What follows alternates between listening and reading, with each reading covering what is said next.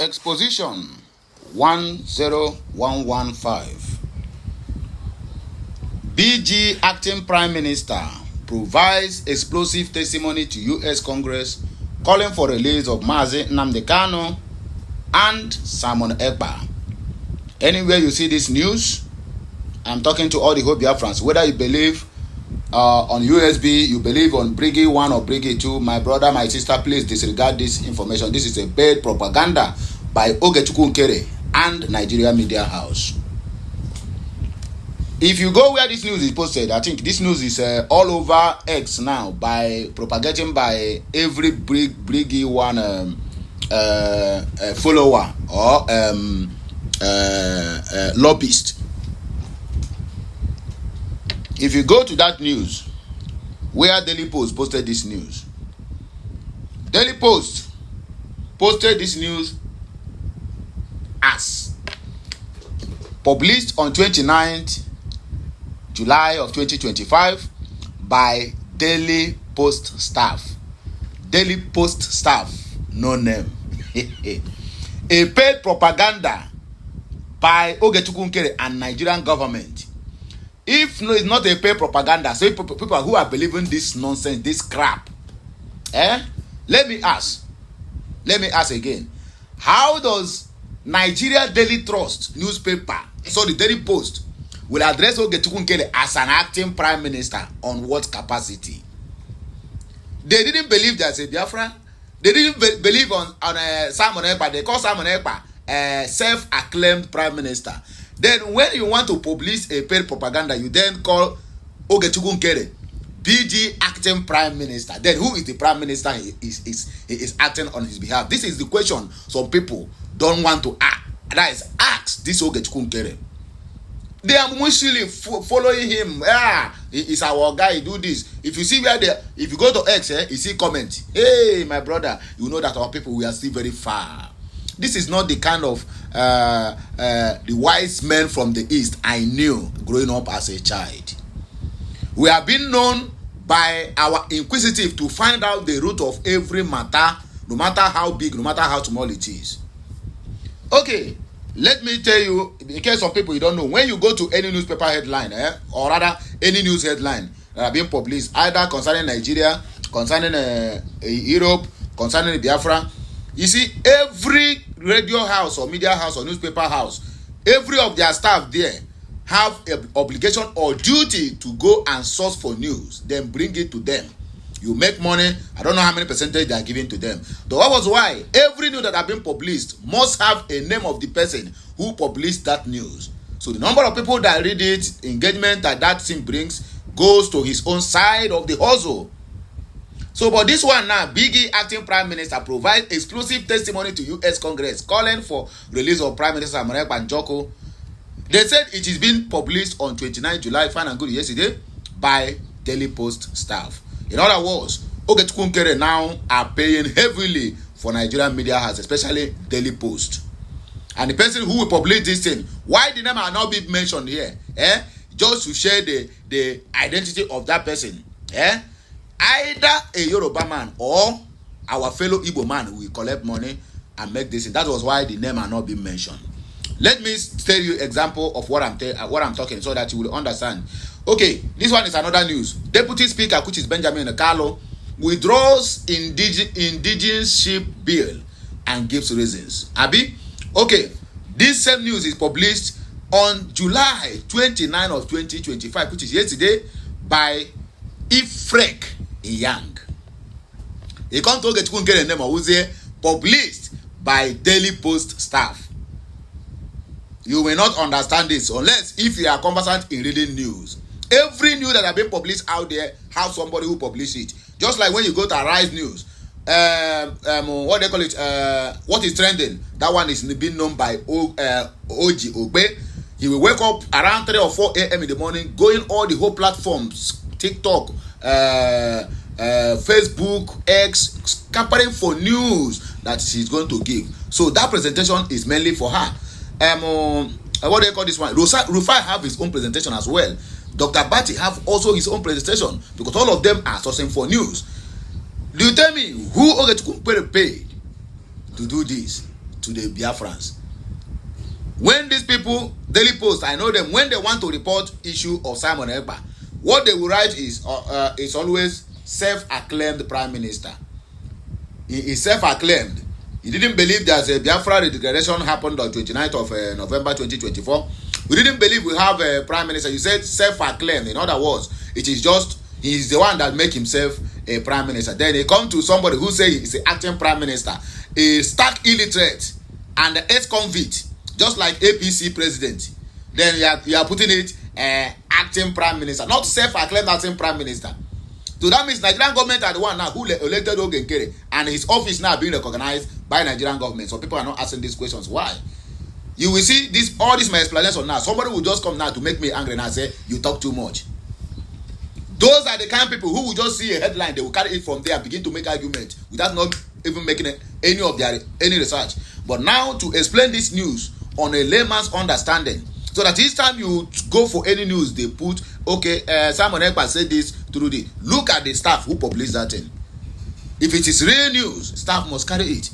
And if I may ask, this news now is concerning US, right? It concerns US, calling for the use of Mazi Nnamdi Kanu. Go to all the whole US official websites or official news line. There's no any of these newspapers carries it. Rather, a director to a personal blog. He said a personal blog of Tom Lantos, Human Rights Commission, United States Congress. Anyway, let us read the news. And I'm not going to talk here. I don't talk too much. I know to talk too much. I'm just trying to explain things the way they are. If talking too much is even what will bring us Biafra, I'll be doing that. I'll be doing that. Okay. Like, share, comment. So please drop your opinion in the comment section of this video. Let's go there. There's no time to waste. The acting Prime Minister of Biafra Republic Government in exile, Ogechukwu Nkere, submitted historic congressional testimony to the U.S. Congress, Tom Lantos Human Rights Commission, in response to the June 24th of 2025 congressional hearing, transnational repression trends and policy approaches. This is what happened since last month, June of 2024. That is what they are writing today. Maybe probably that is when they finish the negotiation to bring it to limelight, so that people will think all these things are for fundraising. That is nothing more, nothing less. Ogechukwu is collecting fundraising and be paying Nigerian journalists to be putting his name up. This our journey itself. Okay, Mr. Nkere submitted the testimony in his personal capacity as a Biafran American political and human rights activist. Here, this is the first time that the U.S. congressional testimony has ever been provided on the Biafra issue in modern history. The testimony is officially a part of the congressional record and is publicly available for reviewing on Congressional website, which is not anywhere around here. He said the Tom Lantos Human Rights Committee is co-chaired by Congressman Chris Smith and Congressman Jim McGovern. Congress Smith is a leading critic of Nigeria's persecution of Christians and chaired a hearing on Nigeria Christian persecution in the U.S. Congress in March of 2025. Mr. Nkere's testimony details Nigeria's human rights abuses over the years towards the Biafrans, and in detail described how Nigeria's detention of Biafra leaders Mazi Nnamdi Kanu and Simon Ekpa are examples of transnational repression. The testimony accused the Nigerian of kidnapping Mazi Nnamdi Kanu from Kenya, as well as instigating a politically motivated trial against Simon Ekpa in Finland.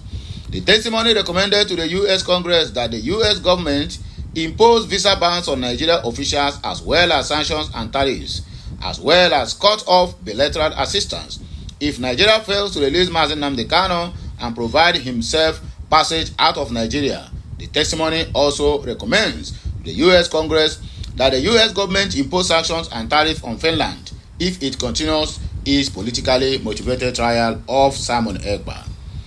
The testimony could be viewed here, link to Tom Lantos hearing, Transnational Repression Trends Agency and Approaches. Okay, let me read the so-called Transnational Repression Trends and Policy Approaches. No any U.S. official website have this. Date: on the June 2025, location 1334 Longworth House, Office and Building. Hearing notice. Please join the Tom Lantos Human Rights Commission on a hearing on trends in transnational repression and potential policy approaches to addressing this problem. Transnational repression is receiving growing interest from policymakers and attention from researchers who monitor its expansion. The Department of Justice defines transnational repression as a range of tactics that foreign governments employ to reach beyond their borders to harm, intimidate, threaten, harass, or coerce individuals. Targeted victims of transnational repression often include political dissidents and activists, journalists, political opponents, religious and ethnic minority groups, and members of diaspora and exile communities. In all these things, anyway, let me continue. Transnational repression constitutes human rights violations that cross borders. It can be direct through killings, abductions, enforced disappearances, and unlawful removals, or indirect through tactics such as online harassment, digital surveillance, targeting of relatives, and the abuse of consular services. Thus, TNR can implicate human rights abuses by creating a chilling effect on individuals' abilities to exercise their rights of freedom of expression and association. TNR can be done by government officials, but also by non-state actors like political parties and proxy located in other countries. In conclusion, the hearing will be held in person and is open to members of Congress, congressional staff, the media, and the public. The public and the media may attend in person or view the hearing by live webcast on the Commission website. For question, please contact. When is the hearing coming up? All this total nonsense, total fallacy, and total scrap from this. God have mercy, my people. Make gonna wake up from a sleeping slumber. Because these guys have already vowed they will stop at nothing in destroying this Biafran struggle. Deputy Speaker Benjamin Nkere withdraws Indigentship bill and gives reasons. The Deputy Speaker of the House of Representatives, Benjamin Nkere has withdrawn the Indigentship bill before Parliament for further legislative engagements. This was confirmed in a statement on Tuesday night. Nkere explained that the withdrawal had become necessary in light of the concerns and constructive feedback received from various stakeholders regarding the bill. He added that the bill analyzes reports forwarded by the National Institute for Legislative and Democratic Studies, NILDS, also made it imperative for him to step down the bill at this time. States should make laws that would allow settlers to benefit from the same rights and privileges enjoyed by indigents without any form of discrimination as rightly provided for in the Constitution. Though the bill seeks to achieve some commendable objectives, however, these can be achieved through enactment of law. If this bill is passed, it will pose challenges with time, especially on the issue of double or multiple indigentship. The report stated. Nkere, who is also chairman of the Constitution Review Committee of the House, said he is committed to ensuring that every legislative proposal reflects the wishes of the people. As leaders and representatives, we remain committed to ensuring that every legislative proposal reflects the expression of the people we serve. The Constitution review process remains an open, inclusive, and participatory exercise, and no provision or proposal will be pursued without adequate dialogue and consensus building. I therefore call on citizens to continue engaging constructive with the House Committee on Constitutional Review as we work together to build a more just, united, and prosperous Nigeria, he said. On I know waiting this bill portrays. Some people don't understand. Waiting this bill portrays, we say if Fulani man come to live in Anambra State now, that Fulani man now, if this bill had been signed, the Fulani man now will have every right, equal rights that the citizens of that state have. A Fulani man from Western Sahel will then come. A foreigner will then have equal rights. In other words, this guy just want to use his hand to enslave, because once this bill come in place now, my brother, they sign it and seal it. All of these Fulanis now will then be trooping in the southeast and be doing all nonsense. When you talk, they will tell you that your brother have passed a bill that guarantees every living being to have equal rights in any way they find themselves. Ew, chai. Now in this 21st century, this idiot called Benjamin Nkere now want to enslave his own people. Because the northerners, the Fulanis will not dwell in the north once this bill has been signed. All of them, where they will be heading to is south and the southeast. To grab land, to grab oil wells, and to grab the mineral resources in our lands. Child, who did this? Who did it to us? Child, who did it to us? Just to please his paymasters. This idiot want to enslave the rest of us.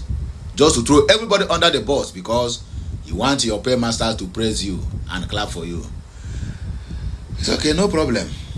May the gods of our land see us through. That is the only thing I have to say. As for Benjamin Nkere, he will receive his own payment when the time is right. Have a nice day, my people. Like, share, comment, and keep subscribing for more interesting videos.